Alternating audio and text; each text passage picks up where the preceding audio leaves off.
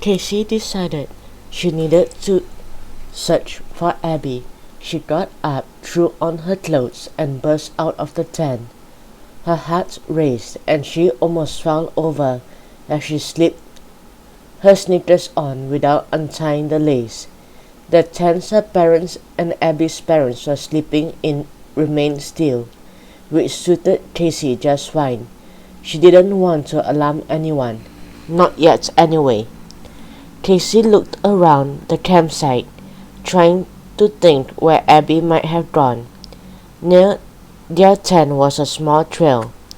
She tried that first. Touching her pocket, Casey realized she'd forgotten her phone in the tent. She ducked in and grabbed it, then ducked out. Then Casey turned towards the trail. Abby stood there next to it, blinking. Casey gasped. "Oh my gosh, there you are," she whispered. "Where have you been?" Her heart slowed down and she took a deep breath. Abby blinked again. How did it get to be daylight? It was pitch black just a second ago. She stretched her forearm. "I just went to use the bathroom." Her voice choked off. Casey stared at Abby's arm. She put her forearm out. "Do you have a mark like this?" Casey asked, showing Abby the O with the line through it. Abby's face went even whiter, and she put her forearm next to Casey's. The marks were identical. "I think you just had your own funhouse experience," Casey said grimly. After breakfast, Casey and Abby announced they were going on a hike. Their parents were thrilled.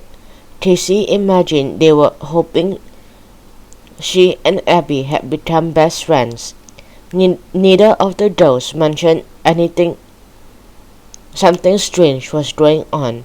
Casey knew her parents wouldn't believe her after the amusement park fiasco, and Abby knew her mom thought she was going through a paranormal phase, whatever that meant. They started down the trail, talking fast. "But what do you think these marks are?" Casey asked for the third time as she walked deeper into the forest. The birds were loud in this area, and the air was cooler. They could be anything, really. Maybe even a weird bug bite. Abby trailed her hand along some trees and the side of the trail. "A very specific bug that likes to bite in a very specific place using a very specific mark." Casey sighed. "I know. I just hate the idea that something has messed with me in some way." "I know," Abby said quietly. They walked in silence for a bit.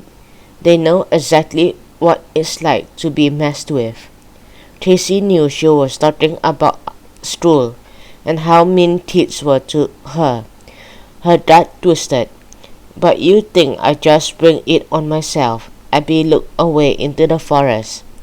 Casey swallowed. She had said as much to Abby.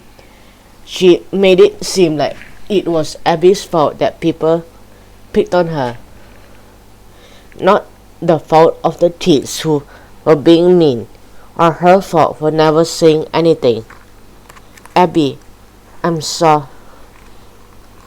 "Whoa," Abby cut her off and stopped. They reached a perfectly circular clearing in the woods, but weirder than that, the ground within the circle of the trees was completely bare. It had no grass, no plants of any kind. "Casey, check this out," Abby said. She stood by a tree to Casey's right, examining the trunk. Casey walked over to her and squinted at the large trunk. Burnt into the bark was a large O with a horizontal line in it, exactly like the marks in their arms. She inhaled sharply. "Okay, this is creepy." Abby's mouth formed a grim line. "Notice how perfectly round this clearing is." I think this is a landing spot, or spot they take us when we lost time. They, Tracy exhaled slowly. Oh my gosh, what do we do? She whispered. She did not feel prepared for this.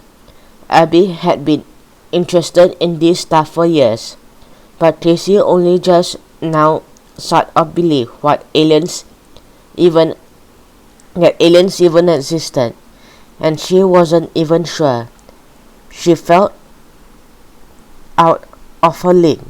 Should we tell our parents? Tracy asked. Abby twisted her lip with her fingers. Do you think they'd believe us at all? Maybe if we show them this. Tracy gestured around the clearing, and she pointed to their arms. Or this, she looked down at her forearm and gasped. Her mark was drawn. She grabbed Abby's arm. Her mark was drawn too. What the?